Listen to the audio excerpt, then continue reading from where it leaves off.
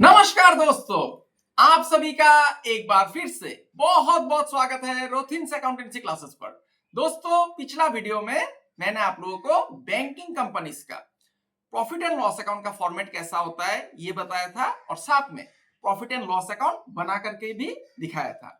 आज भी मैं आप लोगों को बैंकिंग कंपनीज का एक प्रॉफिट एंड लॉस अकाउंट का क्वेश्चन सॉल्व करके दिखाऊंगा। तो बने रहिए वीडियो में, अंत तक आसानी से सीख जाएंगे बैंकिंग कंपनीज का प्रॉफिट एंड लॉस अकाउंट कैसे बनाया जाता है। आगे बढ़ने से पहले दोस्तों, मेरा आप सभी से एक छोटा सा निवेदन है। अगर अभी तक आप लोगों ने मेरा चैनल को सब्सक्राइब नहीं किया है तो चैनल को सब्सक्राइब जरूर कर लीजिएगा और सामने जो बेल आइकन दिखाई दे रहा है उसे दबाना मत भूलिएगा, ताकि हर एक नए वीडियो का नोटिफिकेशन आप लोगों को मिलता रहे। वीडियो अगर अच्छा लगा तो इसे एक लाइक भी कीजिएगा, अपने दोस्तों के बीच शेयर भी कीजिएगा, हाइप भी दे दीजिएगा और हाँ, कमेंट जरूर कीजिएगा। दोस्तों, बैंकिंग कंपनीज के ऊपर जो मैंने पहला वीडियो बनाया है, accounts of banking companies part 1, उस वीडियो को आप लोग देख लीजिएगा, क्योंकि उसमें मैंने प्रॉफिट एंड लॉस अकाउंट का फॉर्मेट कैसा होता है, कौन सा शेड्यूल आता है प्रॉफिट एंड लॉस अकाउंट बनाने के लिए, सब कुछ बताया है और करके भी दिखाया है। तो वो वीडियो देखना बहुत ही जरूरी है। बिना फॉर्मेट के आप लोग बैंकिंग कंपनीज का प्रॉफिट एंड लॉस अकाउंट नहीं बना पाएंगे। तो उस वीडियो का लिंक मैं नीचे डिस्क्रिप्शन बॉक्स पे दे दूंगा, आप लोग देख लीजिएगा। आप लोग मुझे इंस्टाग्राम और फेसबुक में भी फॉलो कर सकते हैं। मेरा इंस्टाग्राम और फेसबुक पेज का जो लिंक है मेरा चैनल पे दिया हुआ है और आप लोगों की सुविधा के लिए मैं वीडियो का डिस्क्रिप्शन बॉक्स में भी दे दूंगा। तो चलिए दोस्तों, अभी बैंकिंग कंपनीज का और एक क्वेश्चन मतलब प्रैक्टिकल प्रॉब्लम सॉल्व करते हैं। तो मैं कैमरा को आग्रह करता हूं कॉपी की तरफ फोकस करने के लिए। तो देखिए दोस्तों, ये रहा एक क्वेश्चन, इसका मैं प्रॉफिट एंड लॉस अकाउंट बनाऊंगा। तो चलिए क्वेश्चन थोड़ा समझ लेते हैं। From the following particulars prepare profit and loss account of the safety bank for the year ended 31 मार्च 2020। तो नीचे कुछ इंफॉर्मेशन दिया गया है। इस इंफॉर्मेशन के हेल्प लेके हम लोगों को क्या बनाने के लिए पूछा गया है, प्रॉफिट एंड लॉस अकाउंट, ठीक है, सेफ्टी बैंक का। तो चलिए बनाते हैं। मैं एक पेज ले लेता हूं, इसमें मैं पहले प्रॉफिट एंड लॉस अकाउंट का फॉर्मेट बनाऊंगा। उसके बाद फॉर्मेट पहले बना लीजिए, उसके बाद जो वर्किंग नोट है शेड्यूल का वो सब कीजिए, ठीक है। तो ये मैंने पेज ले लिया, अभी मैं फॉर्मेट बनाऊंगा। रुकिए, मैं कैमरा को थोड़ा एडजस्ट कर देता हूं। तो देखिए पूरा पेज फ्रेम में आ गया। तो ऊपर में लिखना पड़ेगा profit and loss account of safety bank, ठीक है ना।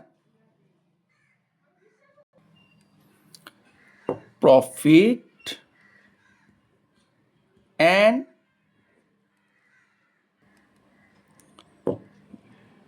Loss account of safety bank, ठीक है।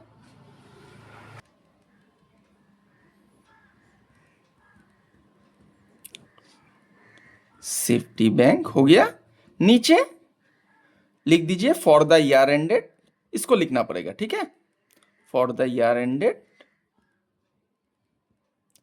31 मार्च 2020।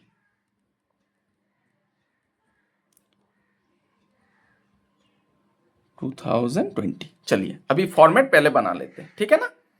रुकिए, मैं स्केल ले लेता हूं। तो मैं तो कलम से लाइन खींच रहा हूं दोस्तों, आप लोग पेंसिल का इस्तेमाल कीजिएगा, ठीक है। कलम से कभी लाइन मत खींचिए परीक्षा में, इससे आपका कॉपी का इंप्रेशन खराब पड़ेगा।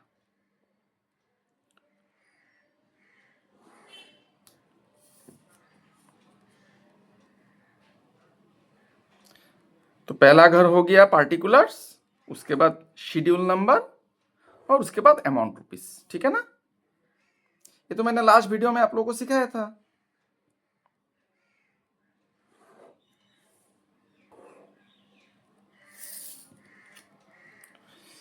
ये लाइन हाथ से खींच देता हूं ना, ठीक है। चलिए पार्टिकुलर्स,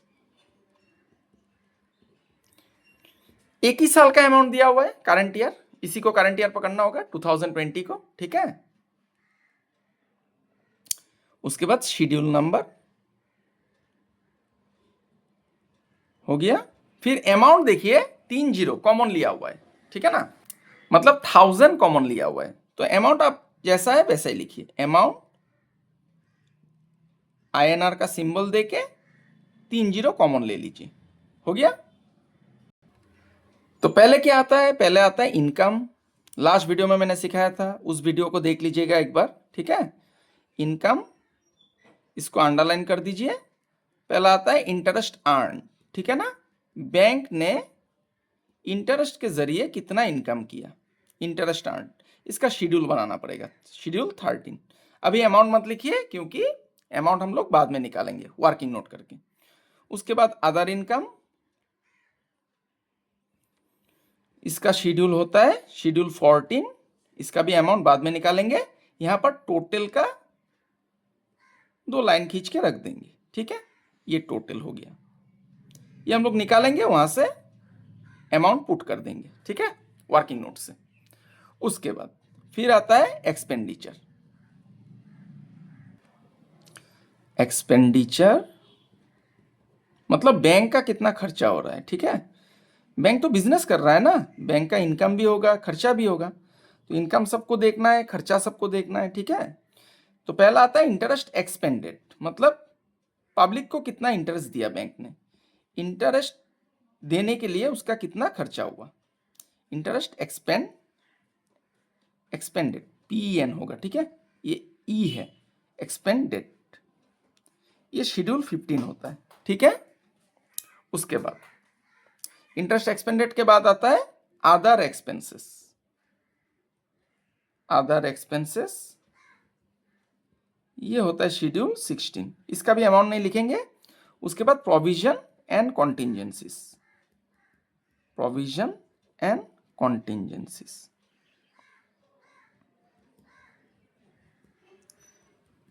इसका कोई शेड्यूल नहीं होता है, अमाउंट जितना होगा उतना लिख देंगे, ठीक है।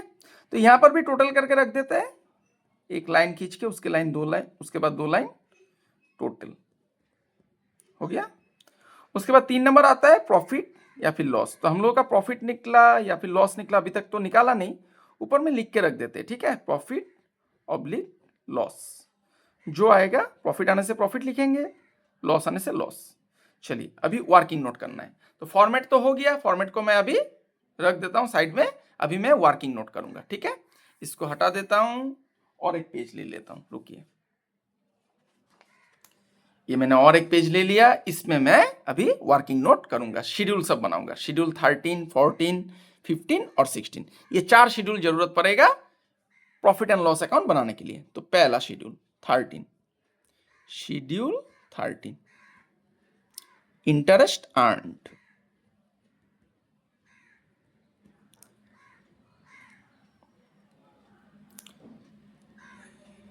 इंटरेस्ट अर्न हो गया। अभी लाइन खींच के इसका अमाउंट देखना है कि बैंक का इंटरेस्ट के जरिए कितना इनकम हुआ है, ठीक है ना। तो इसका 2 ही घर होता है, एक पार्टिकुलर्स और एक अमाउंट, ठीक है। तो ये पार्टिकुलर्स हो गया, ज्यादा बड़ा नहीं बनाऊंगा क्योंकि ज्यादा आइटम नहीं है क्वेश्चन में। तो यहां पर लिखिए पार्टिकुलर्स और फिर अमाउंट को अमाउंट, ठीक है। INR का सिंबल देके 30 कॉमन दे दीजिए, मतलब 1000 कॉमन में है, ठीक है। तो देखिए पहला, अभी सब आइटम पढ़ना पड़ेगा, ठीक है। इंटरेस्ट अर्न हो रहा है कि नहीं बैंक का देखना है। इंटरेस्ट ऑन डिपॉजिट, कस्टमर ने डिपॉजिट किया, बैंक ने इंटरेस्ट दिया, तो ये हो जाएगा इंटरेस्ट एक्सपेंडेड। कमीशन, क्रेडिट, ये अदर इनकम में जाएगा। इंटरेस्ट ऑन लोन, बैंक ने लोन दिया पब्लिक को या लोगों को, तो उसके जरिए, उसके बदले में बैंक को इंटरेस्ट मिला, तो ये इंटरेस्ट अर्न्ड हो जाएगा। इंटरेस्ट ऑन लोन्स, ठीक है, इंटरेस्ट ऑन लोन्स लिख दीजिए। इसका अमाउंट कितना है 2490, 2490 हो गया। उसके बाद सन्ड्री चार्जेस, ये अदर एक्सपेंसेस जो 16 नंबर शेड्यूल है उसमें जाएगा। रेंट एंड टैक्सेस, ये भी other expenses. Payment to employees, ये भी other expenses. Discount on bill discounted, ये आएगा। ये मैंने लास्ट वीडियो में बताया था, आप लोगों के मन में प्रश्न आ सकता है कि इंटरेस्ट इनकम आपको देखना है, ठीक है ना, लेकिन डिस्काउंट क्यों आ रहा है। तो शेड्यूल में ये है, शेड्यूल नंबर 13 में discount on advance, discount on bills होने से शेड्यूल नंबर 13 में आता है, तो ये भी आ जाएगा, discount on bills discounted, discount on bills discount.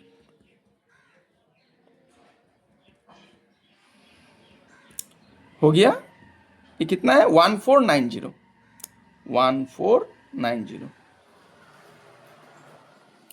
उसके बाद इंटरेस्ट ऑन ओवरड्राफ्ट। तो जो कस्टमर है उसने ओवरड्राफ्ट फैसिलिटी लिया, ठीक है। तो करंट अकाउंट में होता है, बिजनेसमैन लोग करंट अकाउंट खोलता है तो उसमें ओवरड्राफ्ट फैसिलिटी मिलता है। तो ओवरड्राफ्ट बैलेंस के ऊपर बैंक ने क्या किया? इंटरेस्ट चार्ज किया। तो बैंक का ये इनकम हो गया, ठीक है। Interest on overdraft, interest on overdrafts, इसको लिख दीजिए। कितना है? 1600, ठीक है। दोस्तों मैं छोटा छोटा क्वेश्चन करके आप लोगों को समझाने का कोशिश करता हूं। एक बार में सीधा मैं एडवांस लेवल का क्वेश्चन नहीं करता हूं।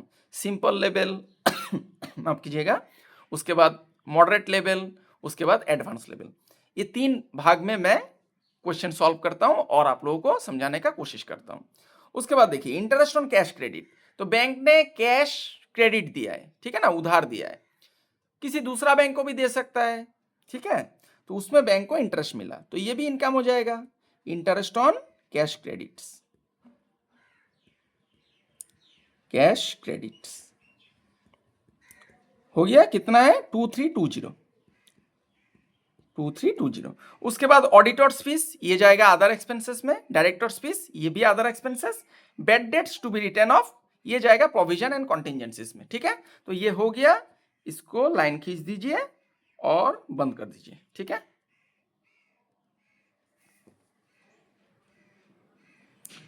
अभी अमाउंट कैलकुलेट करना पड़ेगा। इसमें एक लाइन खींचिए, इसके नीचे 2 लाइन। तो मैं कैलकुलेटर का इस्तेमाल कर लेता हूं, ठीक है। रुकिए, मैं मोबाइल फोन में कैलकुलेटर निकाल लेता हूं। तो देखिए मैंने कैलकुलेटर निकाल लिया। कितना है अमाउंट? 2490 प्लस 1490 प्लस 1600, ये 00 है, ठीक है। ये 1 नहीं है, 0 है। 1600, उसके बाद 2320, 2320, ये आ गया 7900। हो गया। तो पहला शेड्यूल कंप्लीट, 7900 आ गया। अभी दूसरा शेड्यूल, शेड्यूल 14 अदर इनकम, ठीक है। शेड्यूल 14 अदर इनकम, इसका भी लाइन खींचिए, बनाइए घर।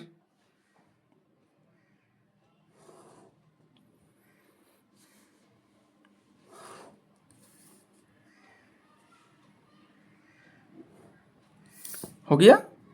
पार्टिकुलर्स,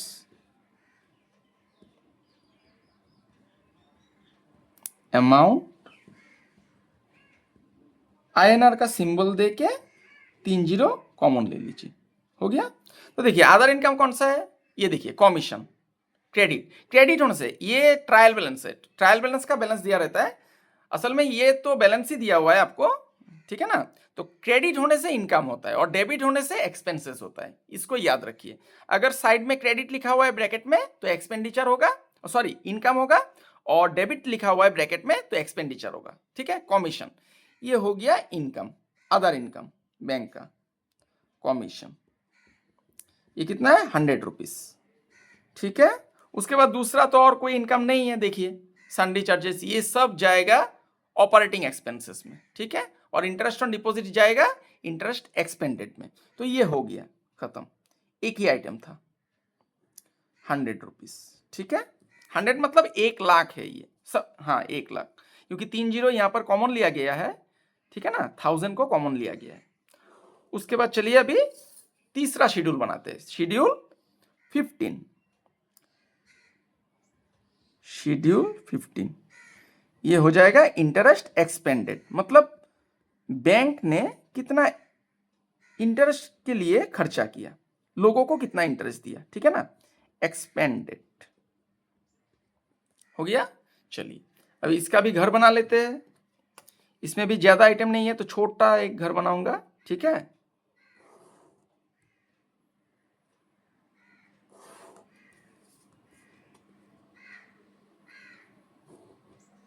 हो जाएगा इतना में, ठीक है ना। चलिए पार्टिकुलर्स, अमाउंट,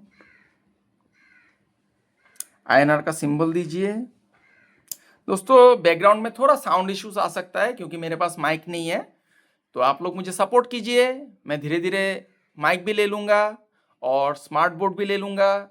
आप लोग जितना हो सके मेरा वीडियोस को शेयर कीजिए ताकि सबके पास पहुँचे, कॉमर्स का जितना भी स्टूडेंट है सबके पास पहुँचे। आप लोग सपोर्ट कीजिएगा मुझे। तो मैं तो अभी कॉपी में कर रहा हूँ, तो अगर चैनल ग्रो करता है तो मैं एक स्मार्ट बोर्ड भी ले लूँगा, एक अच्छा कैमरा भी ले लूँगा और माइक भी ले लूँगा, ठीक है। चलिए अभी शेड्यूल 15 बनाते हैं।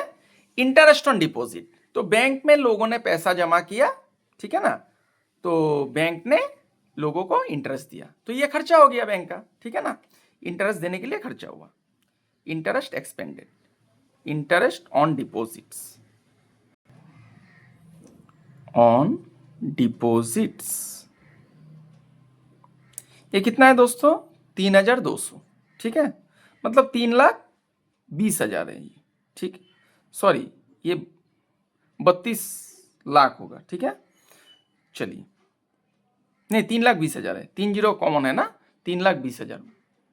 चलिए इसको लिखते हैं, 30 कॉमन है, हम लोग को उतना झमेला लेने का जरूरत नहीं है। ये 32 लाख होगा, देखिए 30 है और 32 के बाद 5 जीरो हो जाएगा, 2 जीरो और 3 जीरो। तो चलिए ये तो हम लोगों ने 30 कॉमन ले ही लिया है। उसके बाद और कोई आइटम है कि नहीं देखते हैं। और तो कोई आइटम नहीं है, सभी जाएगा अभी salary charges, rent and taxes, payment to employees, auditors fees, directors fees, ये सब जाएगा ऑपरेटिंग एक्सपेंसेस में। तो ये भी हो गया, ठीक है। इंटरेस्ट एक्सपेंडेड 3,200, एक ही आइटम है। इसको भी लाइन खींच दीजिए और इसको बंद कर दीजिए, ठीक है। अभी आखिरी जो शेड्यूल बचा हुआ है, शेड्यूल 16, इसको बनाएंगे, फिर हम लोग profit and loss account complete करेंगे, ठीक है। शेड्यूल 16 ऑपरेटिंग एक्सपेंसेस, एक्सपेंसेस हो गया। अभी इसका लाइन खींच दीजिए फिर से,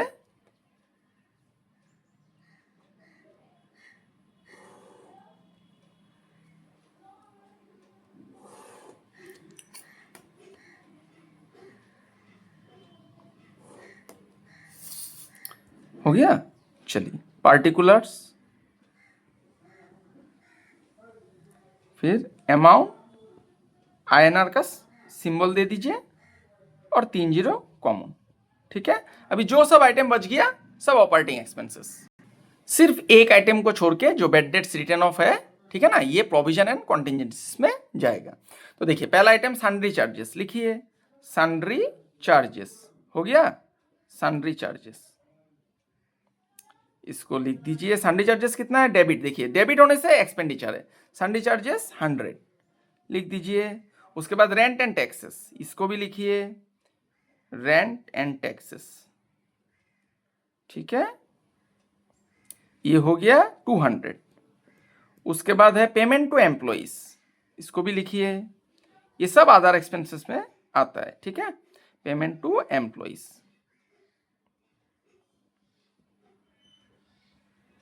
पेमेंट टू एम्प्लॉइज 500 हो गया। इंटरेस्ट ऑन ओवरड्राफ्ट ये हो गया, डिस्काउंट ऑन बिल डिस्काउंटेड ये भी हो गया, इंटरेस्ट ऑन कैश क्रेडिट ये भी हो गया, ठीक है। ऑडिटर्स फीस ये आएगा, ऑडिटर्स फीस, इसको लिख दीजिए, कितना है 35 लिखिए। उसके बाद डायरेक्टर्स फीस लिख दीजिए, ठीक है, डायरेक्टर्स फीस ये हो गया कितना 16। ये जो बैड डेट्स रिटर्न ऑफ है, ठीक है, इसको प्रोविजन एंड कॉन्टिजेंसीज में डालेंगे हम लोग, इसका कोई शेड्यूल नहीं होता है, इसको हम लोग प्रोविजन एंड कॉन्टिजेंसीज में डाल देंगे। तो चलिए इसको जोड़ लेते हैं, ठीक है। कितना है देखिए 100 प्लस 200 प्लस 500 प्लस 35 प्लस 16, 851, 851 हो गया। तो ये सारा शेड्यूल हम लोगों ने बना लिया, ठीक है। अभी हम लोग इसको जोड़ेंगे, प्रॉफिट एंड लॉस अकाउंट में डालेंगे सभी शेड्यूल को। तो क्वेश्चन का तो अभी जरूरत नहीं है, क्वेश्चन को हटा देता हूं मैं सीधा शेड्यूल सबको सामने रखूंगा और प्रॉफिट एंड लॉस अकाउंट का जो मैंने फॉर्मेट बनाया था वहां पर मैं अमाउंट पुट करूंगा, ठीक है। चलिए, ये प्रॉफिट एंड लॉस अकाउंट का मैंने फॉर्मेट जो बनाया था यहां पर अमाउंट लिखेंगे। अभी देखिए शेड्यूल 13 में कितना आया अमाउंट, 7900, ठीक है। तो 7900 लिख दीजिए, हो गया। उसके बाद शेड्यूल 14 में कितना आया अमाउंट, 100, इसको लिख दीजिए। ये दोनों को जोड़ने से कितना आएगा, 8000, हो गया। शेड्यूल 15 कितना आया अमाउंट, 3200, शेड्यूल 15 में लिख दीजिए 3200। शेड्यूल 16 में कितना आया, 851, ठीक है, 851 लिख दीजिए। और एक अमाउंट छूट गया जो बेड डेट्स रिटर्न ऑफ था, ठीक है ना। इसका अमाउंट कितना था देख लीजिए, बेड डेट्स रिटर्न ऑफ 300, ठीक है। तो ये प्रोविजन एंड कॉन्टिजेंसीज में हम लोग डालेंगे 300, हो गया। चलिए अभी तीनों को जोड़ लेते हैं और देखते हैं कितना हुआ टोटल एक्सपेंडिचर। 3200 प्लस 851 प्लस 300, ये आ गया 4351। अभी 8000, देखिए इनकम ज्यादा हुआ, ये 8000 है और ये 4351, 4351। तो आपका प्रॉफिट निकलेगा, ठीक है। प्लस में आएगा आंसर नेट प्रॉफिट,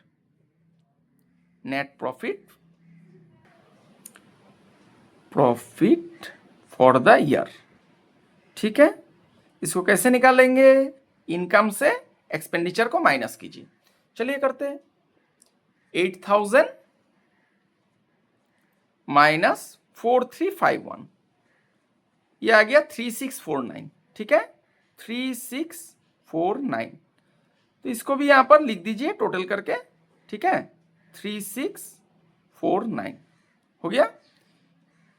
यहां पर टोटल लिख दीजिए,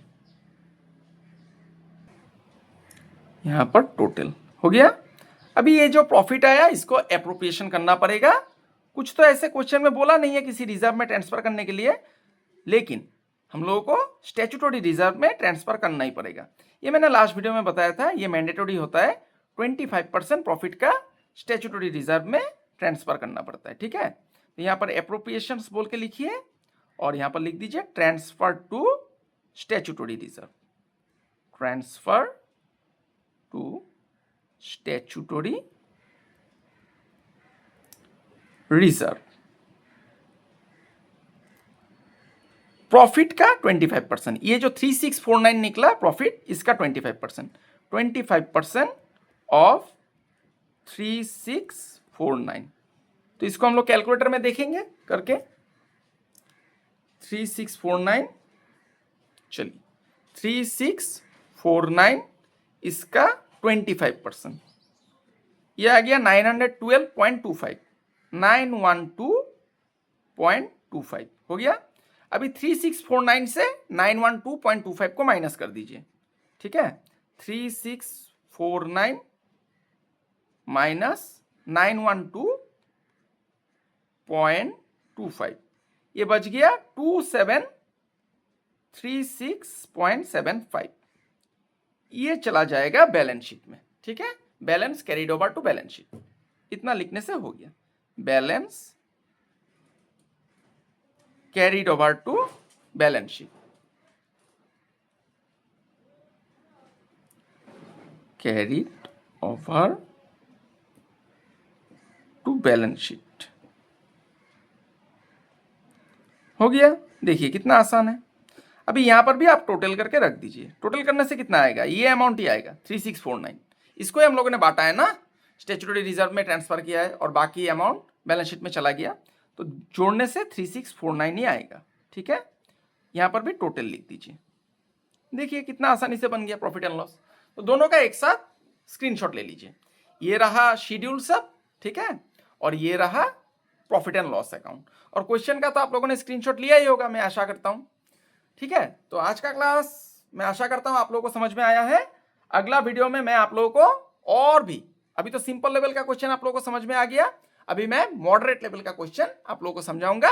तो अगला वीडियो में मैं आप लोगों को बैंकिंग कंपनीज का एक मॉडरेट लेवल का क्वेश्चन का प्रॉफिट एंड लॉस अकाउंट बना करके दिखाऊंगा। ठीक है, तो तब तक के लिए आप लोग बने रहिए मेरे साथ। मैं ईश्वर से प्रार्थना करता हूं आप सभी स्वस्थ रहे, सुरक्षित रहे और खुश रहे। आज के लिए इतना ही दोस्तों, बहुत बहुत धन्यवाद।